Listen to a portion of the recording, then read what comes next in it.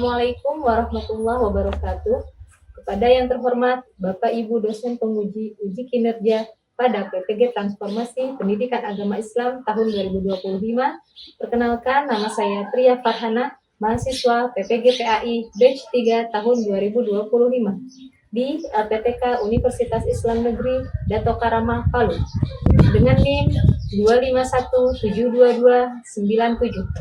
Pada hari ini, Rabu, tanggal 8 Oktober 2025, saya akan melaksanakan uji kinerja di Madrasah Aliyah Negeri 2 Tasikmalaya, kelas 10 dengan materi fungsi hadis terhadap Al-Quran. Terima kasih dan selamat menyaksikan. Assalamualaikum warahmatullahi wabarakatuh. Assalamualaikum. Yaman. Salaman. Assalamualaikum warahmatullahi wabarakatuh. Waalaikumsalam warahmatullahi wabarakatuh. Jurusan. Bismillahirrahmanirrahim. Kaifa halukum? Gimana kabarnya anak-anak? Baik. Alhamdulillah. Sebelum memulai pembelajaran, alangkah baiknya kita mendahuluinya dengan pembacaan doa. Silakan dipimpin oleh KM. Sebelum kita melaksanakan pembelajaran, alangkah baiknya kita berdoa terlebih dahulu. Berdoa mulai.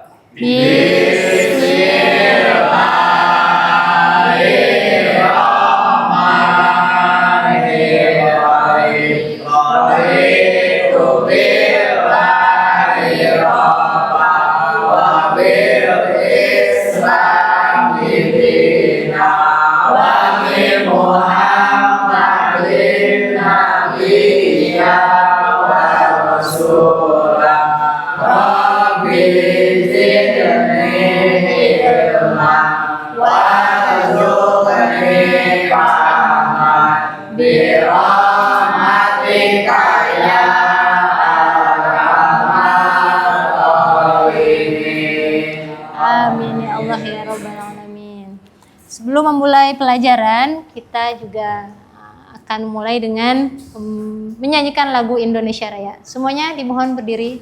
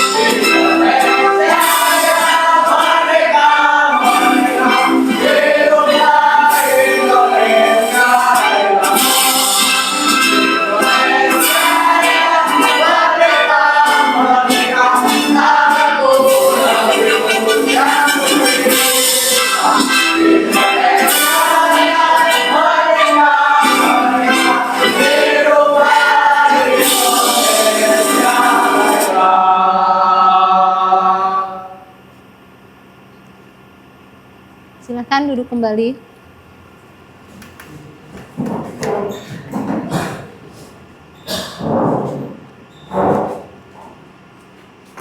Sebelum memulai, Ibu akan mengabsen terlebih dahulu. Tolong informasikan siapa saja yang tidak hadir.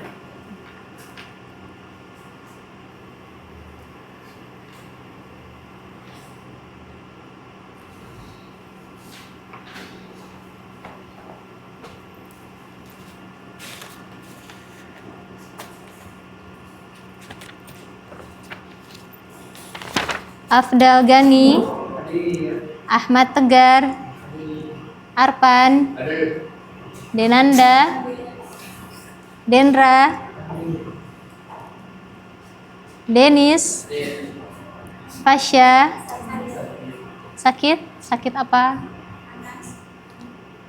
Gilan, Hadad, Melinda, Muhammad Rizky Maulana, Muhammad Zulkifli, Mutiara Wardah, Naila, Noval, Rizkiatul Lydia, Sari Marfuatul Haqqi, Selvia Putri, Siti Sofia,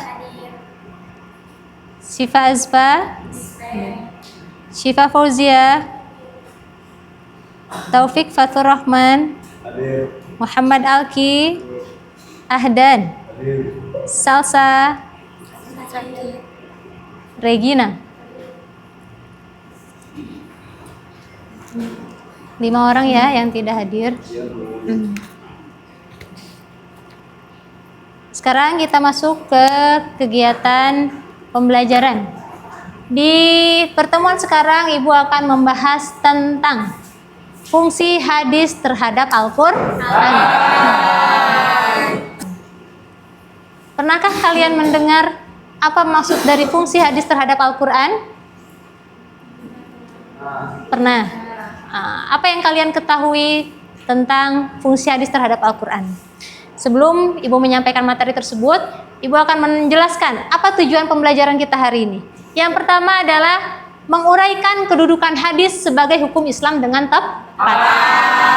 Yang kedua, menelaah fungsi-fungsi hadis terhadap Al-Quran dengan benar. Yang ketiga adalah menguraikan fungsi hadis sebagai bayan tafsir.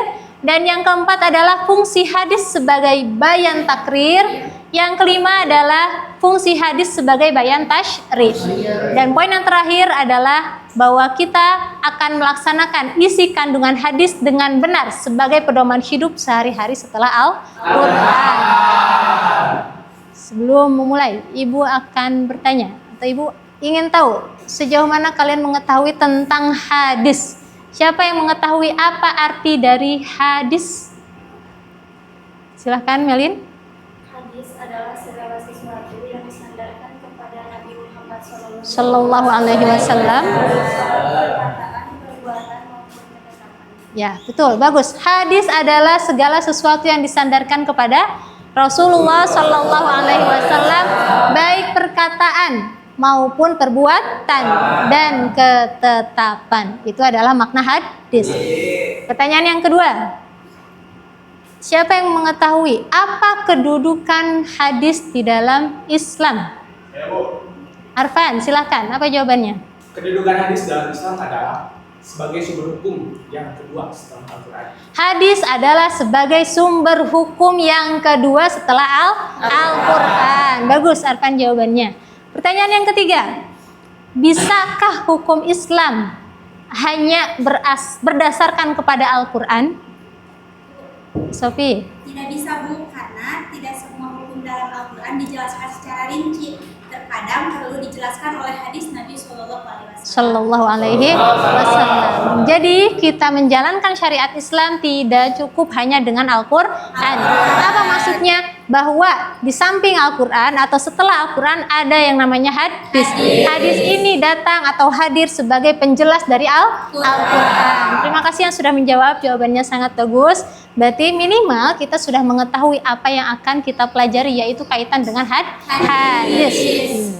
Kemudian kita lanjutkan, Ibu akan membahas bagian yang pertama, fungsi hadis terhadap Al-Quran. Yang pertama adalah bayan tafsir.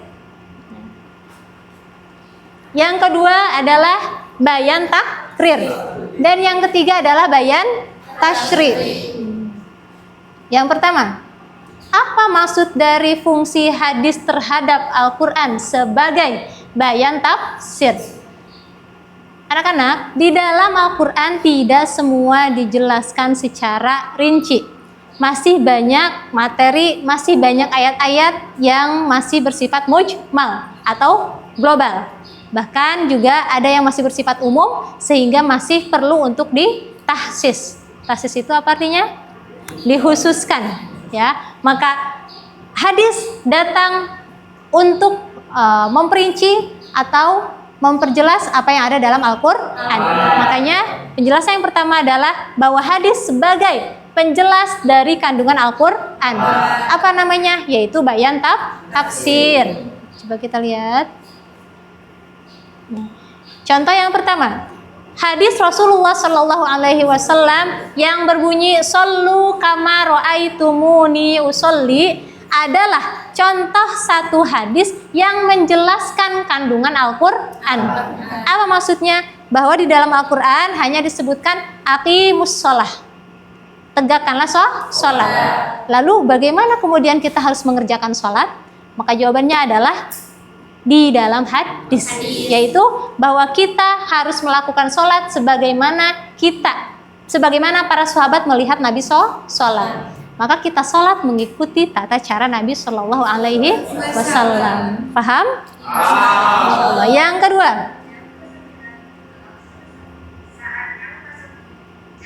bahwa Al-Quran adalah bahwa hadis adalah sebagai bayan takrir. Apa artinya? Menetapkan dan memperkuat kandungan Al-Quran. Hadis tidak menambahkan keterangan, ya, tetapi hadis adalah menegaskan, menetapkan, dan memperkokoh apa yang ada dalam Al-Quran. Mana contohnya? Hadis Nabi Shallallahu Alaihi Wasallam yang berbunyi "Bunyal Islamu ala khamsin syahadati an la ilaha illallah wa anna Muhammadar Rasulullah wa iqamis sholati wa itaiz zakati wa hijjil baiti wa shaumi Ramadan." Hadis ini memperkuat atau menegaskan ayat Al-Quran surat Al-Baqarah ayat 43. Mana? A'udzubillahi minasyaitonirrajim wa aqimus sholata wa atuz zakata warka'u ma'ar rafi'in. Jadi ayat ini ditegaskan, diperjelas, diperkuat oleh hadis yang tadi, yaitu kaitan dengan rukun Islam. Buniyal Islamu ala khamsin. Fahimtum? Adapun yang ketiga adalah hadis hadir kepada Al-Quran, yaitu berdiri sendiri dalam menetapkan hukum atau disebut bayan tasyri'. Kita lihat contohnya.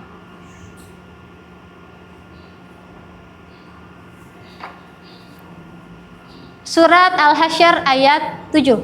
Bismillahirrahmanirrahim. Wa ma atakumur rasulu fakhuduhu wa ma nahakum anhu fantahu wattaqullaha innallaha syadidul iqab. Ini adalah ayat Al-Quran yang menjelaskan kaitan dengan bayan tasyri'.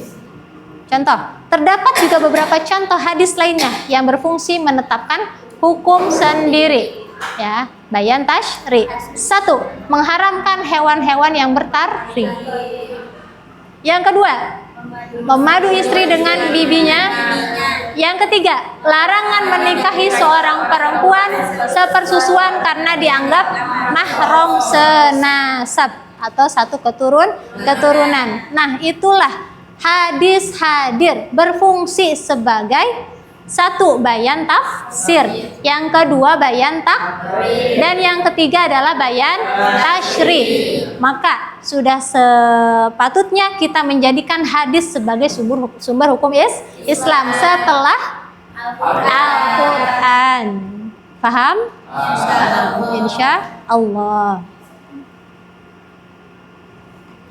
Selanjutnya kita akan masuk ke dalam berdiskusi kelompok, ya.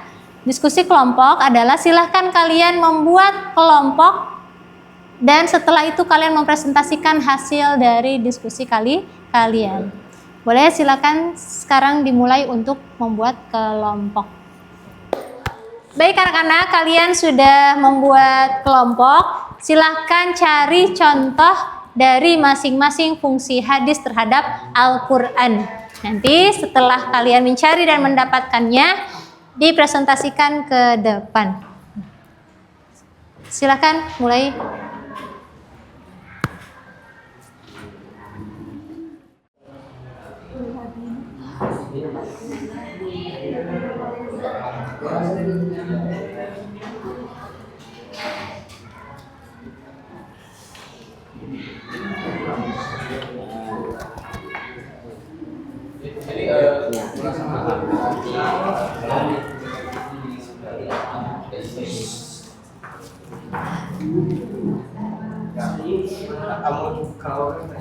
Jadi kalau di sini kalau udah pakai biasanya butuh sekarang kita mencari bagaimana kita disediakan udah di sini di atas seperti ini ya.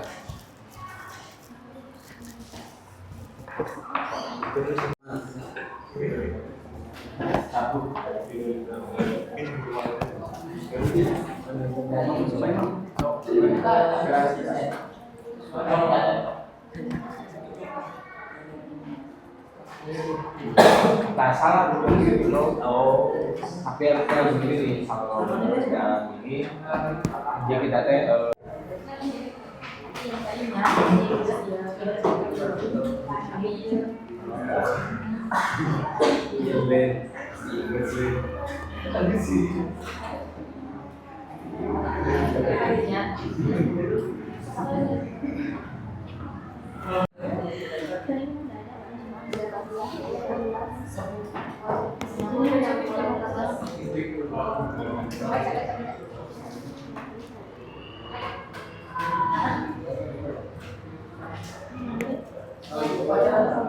Baik anak-anak, sudah selesai mengerjakan tugasnya? Sekarang silahkan mempresentasikan hasil diskusi kalian. Mulai dari kelompok yang perempuan, silahkan. Bismillahirrahmanirrahim. Assalamualaikum warahmatullahi wabarakatuh.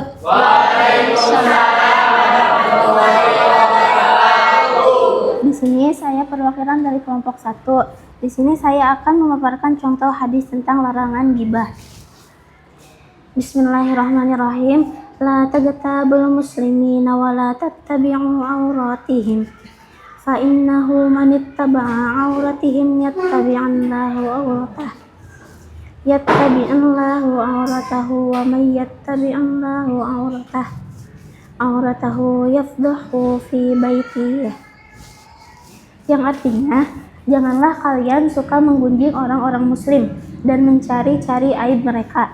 Hadis riwayat Abu Dawud, Tirmidzi, dan Ahmad. Hadis ini menjadi penguat ayat Al-Quran, yaitu Bismillahirrahmanirrahim. Wala tajassasu wala yaghtab ba'dukum ba'dha.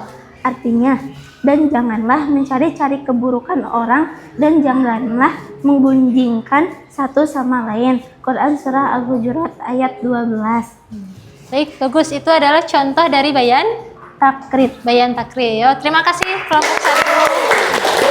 Silakan duduk kembali. Silakan selanjutnya dari kelompok yang laki-laki. Ya, Bu. Assalamualaikum warahmatullahi wabarakatuh.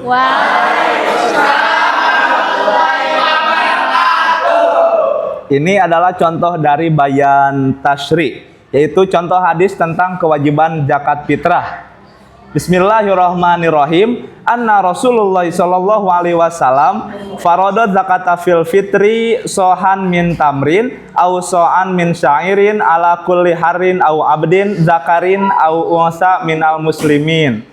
Yang artinya Rasulullah sallallahu alaihi wasallam telah mewajibkan zakat fitri sebanyak 1 sok kurma atau 1 sok gandum kepada setiap orang merdeka maupun budak, laki-laki maupun perempuan dari kalangan kaum muslimin. Hadis riwayat Bukhari. Nah, jadi kesimpulannya Di dalam Al-Quran itu tidak ada hukum zakat fitrah secara khusus. Yang ada adalah perintah untuk menunaikan zakat. Seperti itu. Baik, terima kasih Ya, Bapak. Bu. Baik, selanjutnya kelompok 3, silakan maju ke depan.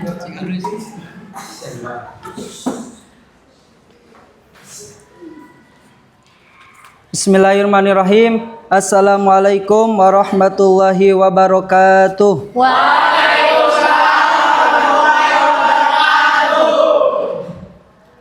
Saya perwakilan dari kelompok 3 yang ingin menjelaskan contoh bayan tafsir.